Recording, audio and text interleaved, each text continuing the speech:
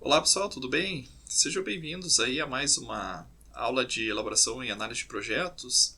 Na aula de hoje a gente vai dar sequência ao que a gente iniciou na aula anterior, que é trabalhar um pouquinho com as relações entre o investimento e o financiamento. Então hoje a gente vai tratar do estudo do financiamento, que vai ter uma relação direta com o levantamento das necessidades de financiamento e também mostrar quais são os principais quadros e demonstrativos financeiros que a gente deve projetar para fazer análise de viabilidade do negócio. Bom, como o próprio nome já vai sugerindo, o estudo de financiamento ele visa determinar como os investimentos que são necessários para implementar um determinado empreendimento, que faz parte do objeto de estudo do projeto, vão ser financiados. Então isso implica necessariamente em identificar e avaliar as vantagens, desvantagens, os custos associados às diferentes fontes de recursos às quais a empresa vai ter acesso. Então, não necessariamente, dependendo do porte da empresa, do seu patrimônio já consolidado, ela vai conseguir ter acesso, por condições aí de credenciamento, junto às instituições de fomento, principalmente, a todas as fontes de recursos.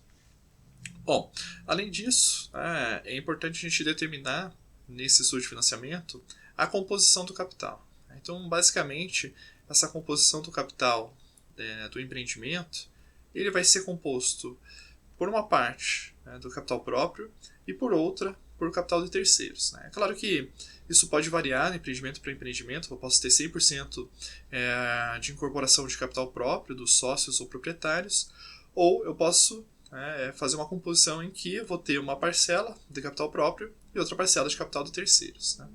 Raramente a gente vai conseguir fazer 100% do financiamento com capital de terceiros, justamente em função dos riscos associados a essas operações. E os próprios credores, em alguma medida, eles podem exigir uma contrapartida em termos de investimento por parte daqueles que vão administrar o negócio, ou seja, um compartilhamento do risco e também da participação aí no levantamento do capital necessário para iniciar o negócio. Bom, quando a gente fala de capital próprio, como o próprio nome sugere, e vocês já devem ter visto também em outras disciplinas, basicamente se refere aí ao aporte de capital. Então, se é uma empresa nova que está sendo iniciada, esse aporte de capital pode ser feito aí de diferentes composições, uma participação limitada entre proprietários, pode ser uma abertura através da emissão de ações em um mercado fechado, não necessariamente na Bolsa de Valores, para um grupo restrito aí de investidores, ou ele pode ser negociado de maneira aberta na Bolsa de Valores, mas para isso, obviamente, ele vai ter que atender uma série de requisitos associados aí às exigências dos órgãos reguladores em relação à governança corporativa. Então, isso pode ser um pouco mais complicado. Não necessariamente ele vai ter acesso a essa captação de recursos mediante a emissão de ações. Bom, além disso, uma coisa importante de ser considerada é que cada fonte de capital próprio, ele vai também ter como contrapartida uma expectativa de remuneração. Então, essa remuneração ela vai representar o custo de captação do capital próprio. E aí, basicamente, há duas formas de remunerar o capital próprio. Uma delas é o pagamento dos dividendos, se a gente está trabalhando com a composição acionária, ou a própria redistribuição de lucros para os proprietários, se a gente está falando de uma sociedade de capital fechado, uma participação por cotas limitadas. Então a gente trabalharia com essa nomenclatura de distribuição de lucros. Mas de qualquer forma, em ambos os casos, se trata justamente da decisão aí por parte daqueles que têm um controle da empresa pela distribuição ou não dos lucros gerados em um determinado exercício financeiro. E uma coisa importante a considerar é o seguinte, que a distribuição de dividendos ela não é exigível, no seguinte sentido, que ela não é obrigatória, não existe um compromisso contratual para que haja essa distribuição. Ela é uma decisão feita a partir de um conselho de administração ou pelos próprios proprietários. E, por outro lado, ela é residual, no seguinte sentido, que ela só vai distribuir lucro se ela, de fato, oferir um saldo positivo no final do exercício financeiro, ou no final de cada trimestre, bimestre, enfim. A periodicidade vai ser definida pelos proprietários. Então, só vai haver, né, essa remuneração de fato se a empresa obtiver lucro. Tá? Então, é diferente, como a gente vai ver, no caso de uma contratação de uma dívida, que independente de a empresa ter lucro ou não, ela vai ter a obrigação, né, de fazer esse pagamento. E ela é residual no sentido que também ela não tem um valor pré-determinado, né? Ou seja, vai depender do lucro oferido e das cotas, né, de cada um, a participação percentual, né, no controle da empresa, que vai dar a proporção de quanto cada proprietário, cada acionista vai receber em termos de lucros, né, ou dividendos. A outra forma de remuneração do capital, né, através desse mecanismo de captação de recursos, seja por cotas ou seja por ações, seria a valorização do valor dessas ações ou das cotas. Né? Então, é claro que enquanto cada proprietário mantiver, né, as suas ações, ela vai obtendo uma valorização no mercado, mas não necessariamente isso se converte, né, em liquidez, vamos dizer assim, né, numa conversão em dinheiro para o proprietário. Isso só se realiza mediante a venda, né, da sua cota ou das ações, seja no mercado secundário, na Bolsa de Valores, ou diretamente para os outros proprietários, né, para a própria organização, que pode comprar essas ações ou cotas e mantê-las em caixa, né, em tesouraria, desculpa. Que isso pode ser uma estratégia, né, que a empresa também teria essa reserva de valor e poderia realizar, né, essa reserva de valor mediante a venda dessas ações no período posterior. Né. Então ela poderia também ter um ganho de capital a partir desse movimento aí de valorização ao longo do tempo. Bom, quando a gente fala do capital próprio, né, esse retorno que vai ser exigido pelos investidores, né, sejam aqueles que vão investir diretamente por cotas de participação, ou mesmo, né, os acionistas, eles vão fazer o investimento se eles têm uma expectativa de um retorno. Né? E esse retorno, né, ele envolve um prêmio de risco, que é justamente a aplicação, né, a imobilização do seu capital, que está na forma financeira, né, monetária, num empreendimento, né, que vai comprar máquinas, equipamentos, construir, com uma expectativa de obter um retorno no futuro. Tá? Então, basicamente, a gente tem essa equação aqui, que ela mostra que o retorno, né, desejado aí sobre o capital investido, tá, ele vai ser composto aí por dois componentes. Né?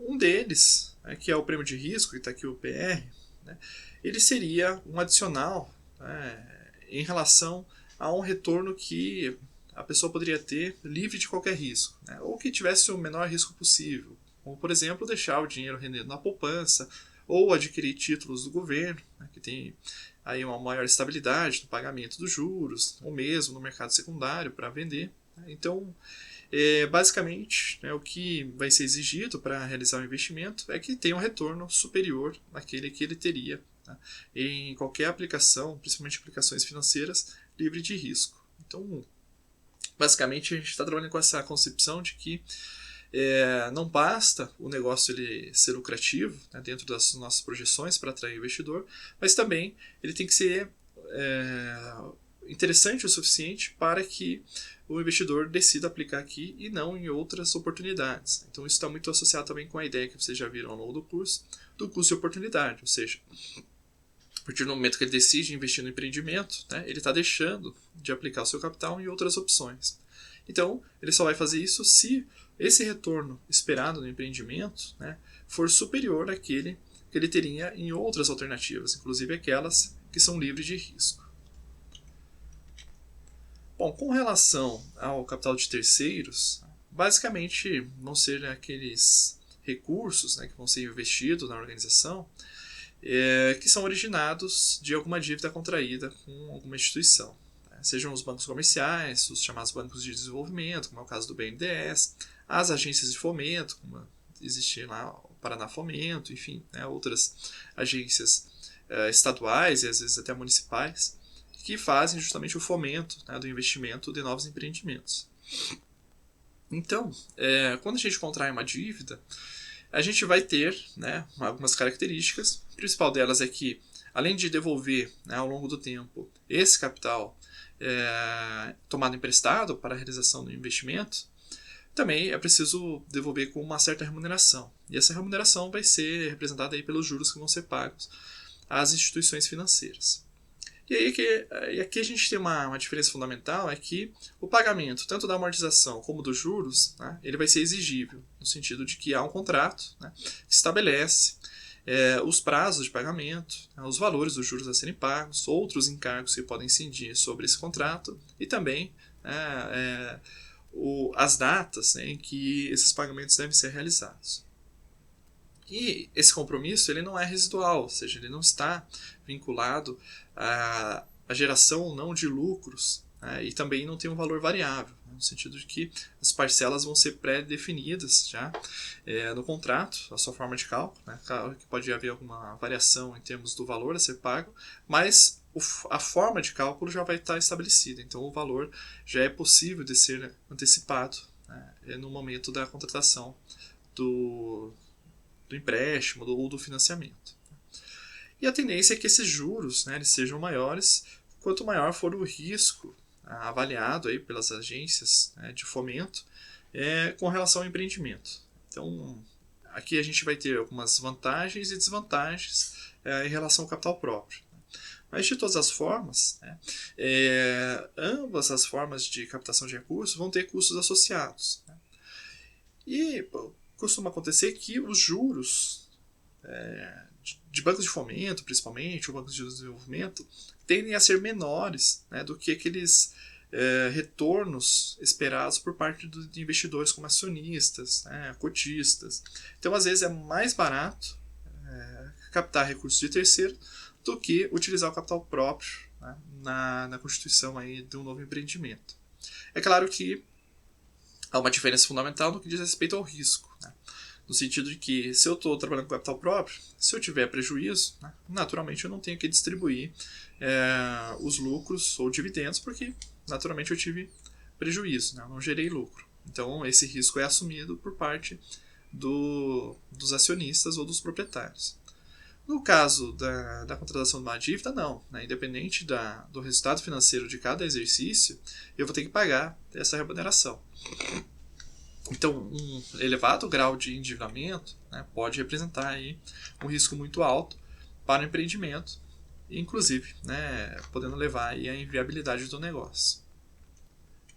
Bom, um outro benefício quando a gente usa capital de terceiros, né, é claro que é preciso atualizar em relação às regras tributárias, que elas variam muito ao longo do tempo, né, mas, via de regra, a gente tem essa possibilidade de ter algum benefício tributário, né, ou seja, aquilo que a gente paga de juros, né, eles vão ser deduzidos da base de cálculo do pagamento do imposto de renda de pessoa jurídica, no caso brasileiro, e também acontece em outras partes do mundo.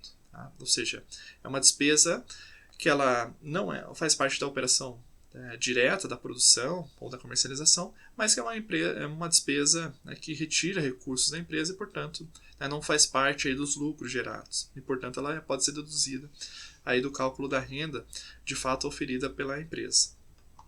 Então aqui a gente tem um exemplo simples, né? Vamos supor que a gente tem lá uma captação por empréstimos ou financiamento da ordem de R$1 milhão a uma taxa de juros de 12% ao ano. Tá? Então eu não vou entrar aqui, vai ser um cálculo simples, né, de juros simples, não considerando a possibilidade de ter capitalização mensal, né, que essa taxa de juros não seja efetiva, enfim, que provavelmente vocês já viram em outras disciplinas. Para que a gente possa só chegar no ponto aqui que é as possíveis vantagens, né, da utilização do capital de terceiros. E aí vamos supor que a empresa, né, ela esteja enquadrada na alíquota de 30% sobre o imposto de renda. Tá? Que é um valor alto, né? Via de regra ela vai estar na faixa dos 15%, mais alguns adicionais, no caso brasileiro. E aí a gente teria o seguinte, tá? Esse custo efetivo da dívida, basicamente ele está sendo calculado pela taxa de juros anual, né? E como eu tenho esse imposto de renda de 30%, tá? Eu vou ter uma dedução aqui do pagamento de imposto da ordem de 30%, que vai me dar o custo efetivo dessa operação financeira, considerando que, né, a partir do momento que eu pago juros, né, de 12% sobre o valor captado, 100%, independente se é 1 milhão, se é outro valor, né, isso vai me reduzir da minha base de dados, esse valor que eu vou pagar, da minha base de contribuição para o imposto de renda, tá, esse valor relativo aí de 30%. Tá? Ou seja, são 30% sobre o valor que eu vou pagar de juros que eu não vou precisar, né, que eu vou conseguir abater da minha base de cálculo do imposto de renda. Então esse aqui já é um cálculo final, eu vou mostrar mais detalhadamente no próximo slide, que se eu considerar, bom, eu vou pagar os 12%, né, sobre 1 milhão por ano de juros. Então isso eu pago, né, eu não deixo de pagar isso. Mas em contrapartida, eu deixo de pagar, né, um determinado valor de impostos que vão ficar mantidos em caixa, porque eu tenho uma redução da minha base de cálculo do imposto de renda. Tá? Então essa é a lógica, em termos líquidos, né, do possível benefício que eu posso ter quando eu utilizo o capital de terceiros. Porque aí eu vou abater, né, da minha base de cálculo do imposto de renda o valor que eu pago de juros, que vai representar a remuneração do capital de terceiros. Bom, aqui eu tenho o seguinte, vamos supor que a empresa tenha tido lá um lucro real de R$200 mil, e se a gente aplicar, né, o 30% sobre esses R$200 mil, o imposto de renda a ser recolhido seria de 60 mil naquele ano. Tá? Mas, como ela tem que pagar os juros anuais de 120 mil, que basicamente é o 12% ao ano sobre aquele 1 milhão, né, que foi contratado, então eu deduziria esses 120 mil, né, da base de cálculo do meu lucro, né, então eu ficaria com apenas 80 mil, e esse 80 mil seria a nova base de cálculo para o imposto de renda. Então eu aplicaria, né, os 30% sobre esses 80 mil, então o imposto de renda a ser recolhido efetivamente seria 24 mil. Então vejo que eu tenho uma diferença aqui de 36 mil com relação ao que seria caso eu não tivesse, né, essa possibilidade de dedução dos juros que eu pago da base de cálculo do imposto de renda. Então veja, antes de eu avançar, se eu pegar, né, esses 36 mil, aí vocês podem fazer a conta aí, que é a diferença que eu estou pagando aqui. Basicamente esses 36 mil, se eu dividir aqui pelos 120 mil que seria os juros anuais que eu pago, né, esses 36 mil eles vão ser mantidos em caixa. Então é como se eu estivesse reduzindo efetivamente o que eu pago, né, em 36 mil. Isso me daria ali 84 mil. Então como se eu estivesse pagando 84 mil sobre 1 milhão, tá, que foi o contratado, isso daria um custo efetivo para a empresa, né, de 8,4%. Então aquele cálculo que eu tinha apresentado no slide anterior, né, esse 8,4%, ele surge dessa lógica, né, no sentido de que, bom, eu vou pagar 120 mil para o banco, mas eu vou reter 36 mil aqui, então efetivamente em termos de desembolso, por eu ter captado recursos de terceiros, vai ser da ordem de 84 mil sobre aquele 1 milhão. Então é como se eu estivesse pagando uma taxa efetiva de 8,4% ao ano. Tá? Então essa é a lógica por trás, né, desse raciocínio que é apresentado aí no capítulo do livro que eu vou recomendar para vocês lerem para essa aula. Bom, indo adiante, um dos objetivos desse estudo é montar o quadro de usos e fontes dos recursos. Tá? Então basicamente esse quadro ele vai demonstrar qual é o investimento necessário e onde eu vou aplicar os recursos que eu vou captar desses investimentos. E além disso, ele mostra quais as fontes, né? Ou seja, eu vou vinculando a minha necessidade de capital e onde eu vou empregar esse capital. Então vocês podem ver aqui o seguinte, bom, no quadro de usos, nesse exemplo, eu tenho um total de 475 mil. Vamos supor que isso aqui seja o investimento necessário para viabilizar o empreendimento. Em termos de capital fixo, né, ele vai ser aplicado, né, 400 mil reais, ou seja, 84% do total, sendo que isso vai ser decomposto em imóveis, 250 mil, equipamentos, 100 mil, veículos, 50 mil. E eu vou ter a necessidade de investimento em capital de giro da ordem de 75 mil, ou quase 16% aqui do total. Bom, então eu vou usar 475 mil, e aí eu vou ter as fontes de captação desses 475 mil. Então aqui eu tenho um exemplo hipotético, em que capital próprio vai constituir 57,8%, ou 275 mil, e eu posso captar, né, de mais de uma instituição financeira. Então vamos supor que tenha 150 mil do banco A e mais 50 mil do banco B. Então eu estou mostrando a composição do capital e onde, né, esse capital vai ser empregado para o início, né, da implantação do empreendimento que a gente está propondo. Então isso aqui é bastante interessante até para a gente calcular, eu vou mostrar a sequência, qual vai ser a composição do custo desse capital, já que eu posso ter diferentes taxas de juros, dependendo do banco que eu estou captando recurso, o valor associado, então eu estou pegando 150 mil num, 50 mil no outro. Posso estar pegando uma parte no banco comercial, outra no banco de fomento, que provavelmente vai ter uma taxa de juros subsidiada. E eu vou ter o capital próprio, que vai ter uma exigência aí por parte dos investidores, de uma remuneração que cubra o custo de oportunidade. Bom, então aqui a gente tem, isso, eu não sei se vocês já viram em outras disciplinas, análise financeira, mercados capitais, coisas do gênero, mas é um indicador bastante utilizado, que é o custo médio ponderado do capital. Então, a fórmula de cálculo é bastante simples, basicamente ele é feito pelo somatório das taxas de juros, do custo de capital, a remuneração exigida em termos percentuais, de cada fonte de captação, vezes a participação dessa fonte no total do capital constituído para a organização. Então, basicamente, é uma média ponderada, para a gente avaliar qual que é o custo ponderado do nosso capital. E, obviamente, o objetivo desse estudo de financiamento é que a gente consiga fazer uma composição que traga o menor custo do capital possível, porque isso vai representar aí benefícios em termos das operações da empresa e, consequentemente, da sua viabilidade econômica.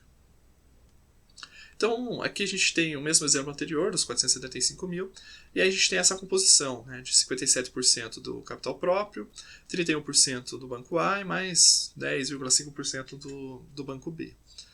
E aí vamos supor o seguinte, bom, a taxa de juros anual aqui exigida pelo capital próprio é de 18%, do banco A 13,5% e do banco B 14%. Então, aplicando a fórmula aqui em cima, basicamente eu vou pegar o capital próprio, que é 57,89%, vezes 8%, mais banco A, que tem uma participação de 31,58%, vezes o seu custo, que é 13,5%, mais os 10%, 10,53% da participação do banco B, vezes o seu custo de capital, que é 14%. Então, no final das contas, a gente vai ter aqui um custo médio ponderado do capital da ordem de 16,16%. Pela tabela também eu já poderia fazer essa conta mais fácil, no sentido de que aqui eu tenho o pagamento anual calculado, que é basicamente a taxa de juros vezes o valor do capital de cada fonte. Então, basicamente 18% vezes 75 mil. E aqui nessa última coluna eu tenho a constituição do valor monetário do pagamento de cada uma delas. E no final eu tenho lá 76.750. Se eu pegar esse valor e dividir pelo total do capital, também eu chego nos 16,16%. Então, existem diferentes formas de vocês trabalharem para montarem esses quadros e calcular qual que é o custo médio ponderado do capital. Bom, além disso, a gente precisa pensar nos fluxos mensais, anuais, enfim, do período que a gente está projetando para fazer a análise da viabilidade econômica e financeira, das saídas, das entradas, aliás, e saídas, mas aqui eu estou especificamente falando das saídas de recursos para a remuneração do capital. E aqui a gente está falando de empréstimos e financiamentos, cuja diferença basicamente é: no empréstimo a gente capta recursos para uso livre, então, por exemplo, empréstimo para capital de giro, então obviamente vai estar associado aí com a manutenção do capital de giro, mas eu posso comprar insumos A, B, C, matéria-prima, pagar energia elétrica, enfim. Então eu tenho um uso mais livre. E o financiamento sempre vai estar atrelado a um objeto específico. Então eu estou financiando a obra de construção. Então eu vou ter uma amarração, inclusive, com o objeto que vai ser alvo aí do financiamento, e às vezes ele é dado em garantia. Então eu vou financiar um automóvel. Então, caso a empresa não pague o automóvel é tomado pelo banco porque ele é um bem dado em garantia. Então ele pertence ao banco até que a amortização seja completada aí pela empresa que contratou o financiamento. Então basicamente essa é a diferença entre empréstimos e financiamentos.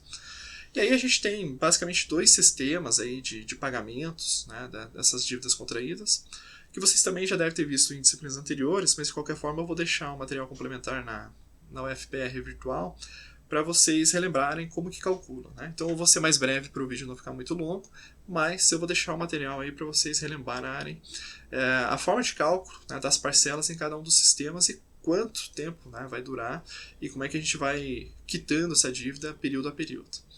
Bom, no sistema PRAS, a característica principal é que as parcelas são constantes, então os pagamentos mensais, trimestrais, semestrais, enfim, vai depender da natureza do contrato. Então os valores a pagar sempre vão ser iguais ao longo do período, do prazo de pagamento. E a amortização ela é variável, ou seja, aqui a prioridade é o pagamento de juros, e aí a amortização ela vai aumentando à medida que a gente vai avançando no tempo. Já no sistema de amortização constante, o SAC, como o próprio nome diz, o valor da amortização em cada parcela vai ser constante, e isso faz com que o valor da parcela seja variável porque os juros dependem do saldo devedor. Então, à medida que a gente vai pagando parcelas, o nosso saldo devedor vai diminuindo, consequentemente o valor do juro incidente em cada parcela diminui, e o valor total da parcela também tende a diminuir, porque a gente sempre está mantendo o valor da amortização constante e os juros é decrescente. Portanto, o valor total a pagar em cada período também é decrescente. Bom, aqui a gente tem um exemplo simples, de uma dívida de 50 mil no sistema Price, em que a gente vai ter 5 períodos de pagamento, vamos supor que sejam 5 períodos anuais, e aí o valor da parcela, que eu vou deixar o material complementar para vocês verem como calcula, ele é sempre o mesmo, 13.189. Mas, do ponto de vista contábil, também nos interessa essa composição, no sentido que a gente vai visualizando a cada período, embora a gente vá pagar sempre o mesmo valor, quanto a gente está pagando de juros. Então isso aqui vai permitir que eu faça a dedução do imposto de renda, ou da base de cálculo do imposto de renda, por exemplo, e quanto que eu estou amortizando do saldo que eu contratei, daqueles 50 mil. Então veja o seguinte, que desses 13.189, eu pago 5 mil de juros no primeiro período, aqui é uma taxa de 10% ao ano, e eu amortizo 8.189. Então eu continuo com um saldo devedor aqui de 41.810, ou seja, é o valor da amortização que é abatido do valor que eu contratei. E à medida que a gente vai avançando no tempo, o valor da amortização vai aumentando e, naturalmente, como os juros da parcela seguinte incidem sobre o saldo devedor no período imediatamente anterior, ele vai diminuindo. A diferença é que, nesse caso, à medida que os juros diminuem, a amortização aumenta. Então isso faz com que o valor da parcela se mantenha constante ao longo do tempo. Então aqui é uma visualização gráfica de como que se comporta os juros. Então, independente do sistema que a gente está adotando, os juros sempre vão ser decrescentes na composição da parcela à medida que a gente vai avançando nos pagamentos ao longo do tempo, porque o saldo devedor vai diminuindo. E aqui, o que difere é que a amortização, à medida que os juros vai diminuindo, ela vai aumentando, até que no final a gente zere aqui o saldo devedor. O outro sistema, que é o de amortização constante, como o próprio nome diz, basicamente em cada parcela que a gente vai pagar, a amortização vai ser a mesma. Então, basicamente, eu pego o saldo devedor, que é 50 mil, e divido pelo número de parcelas. Então, nesse caso, seriam 5 parcelas, de tal maneira que vou pagar 10 mil de amortização em cada parcela. E aí, os juros vai ser o 10% sobre o saldo devedor no período imediatamente anterior. Então, na primeira parcela, é 10% sobre 5 mil, então 5 mil de juros, eu tenho uma parcela inicial de 15 mil, depois, como eu amortizei 10 mil, eu tenho um saldo devedor de 40 mil, então 10% sobre isso vai me dar um juros de 14 mil, e assim sucessivamente até o final. Isso faz com que eu tenha esse movimento de redução do valor total da parcela, que vai acompanhando a redução dos juros, porque o valor da amortização ele é constante em cada parcela de pagamento. Claro, aí a gente pode avaliar o total de juros pago em cada uma das formas de pagamento para ver aquela que é mais vantajosa para a empresa. Por um lado, há uma tendência de pagar menos juros nesse sistema de amortização constante, porém, as primeiras parcelas elas tendem a ser maiores, como a gente está vendo aqui, 15 mil, 14 mil, do que no sistema Price. Então tudo isso precisa ser analisado do ponto de vista do fluxo de caixa que a gente está projetando para a empresa, para ver qual dos dois sistemas é mais interessante de serem contratados. Bom, por fim, um produto final desse estudo de financiamento é a elaboração do fluxo de financiamento. Então a gente viu na aula anterior que a gente tem lá, dentro das demonstrações dos fluxos de caixa, o fluxo de caixa operacional, o fluxo de caixa de investimento e aqui o fluxo de caixa de financiamento. Então ele vai mostrar as entradas de recursos em caixa, oriundos aí de operações de financiamento, que pode ser captação de recursos próprios ou captação de recursos de terceiros. Então, quando a gente tem a entrada desses recursos no caixa, por exemplo, a gente recebeu, contratou um empréstimo de 50 mil, a gente vai receber esses 50 mil em conta corrente. Então isso, nesse momento, ele vai representar uma entrada de recursos. Quando a gente tem aporte de capital, o lançamento de ações no mercado, ou mesmo a constituição da empresa com o aporte aí das cotas de cada um dos sócios, né, isso também vai representar a entrada em caixa da empresa. E aí, à medida que a gente vai remunerando esse capital, né, ele vai representar as saídas. Então, eu posso ter o pagamento de empréstimos, né, a parte da amortização, a parte dos juros, distribuição de dividendos. Então, tudo isso vai representar saídas da atividade de financiamento. Tá? Então, é claro, se eu tenho, por exemplo, captei 50 mil reais e vou aplicar esses 50 mil reais na aquisição de veículos. Né? Essa saída referente à aquisição de veículos, ela não aparece no fluxo de financiamento. Ela vai aparecer aonde? No fluxo de investimento. Tá? Ou seja, eu estou investindo num ativo fixo, que é a compra do veículo, então essa saída vai aparecer lá. Tá? Porém, à medida que a gente vai tendo o fluxo de caixa natural da empresa, eu vou ter que devolver isso. Né? Se eu peguei emprestado, eu vou ter que pagar a amortização, né, e os juros. E depois, quando eu faço efetivamente os pagamentos, eu tenho uma nova saída aqui, que é justamente a remuneração desse capital de terceiros. Bom, de qualquer forma, né, a gente vai ter aqui no final, né, o saldo, que é o total das entradas de financiamento, menos o total de saídas de financiamento, vai me dar o resultado do fluxo de financiamento. Uma empresa comercial, uma empresa industrial, tende a ter esse fluxo de financiamento como saldo negativo. Já uma empresa bancária, né, vai ter como esperado, pelo menos, né, esse resultado de uma maneira positiva. Bom, eu deixo aqui como sugestão de leitura o capítulo 9 do livro do Correia Neto, Elaboração e Avaliação de Projetos de Investimento. Aqui tem mais alguns exemplos, em relação principalmente à amortização e alguns outros detalhes que eu recomendo que vocês leiam. Bom, desejo aí a todos uma excelente semana de estudos e até a próxima aula.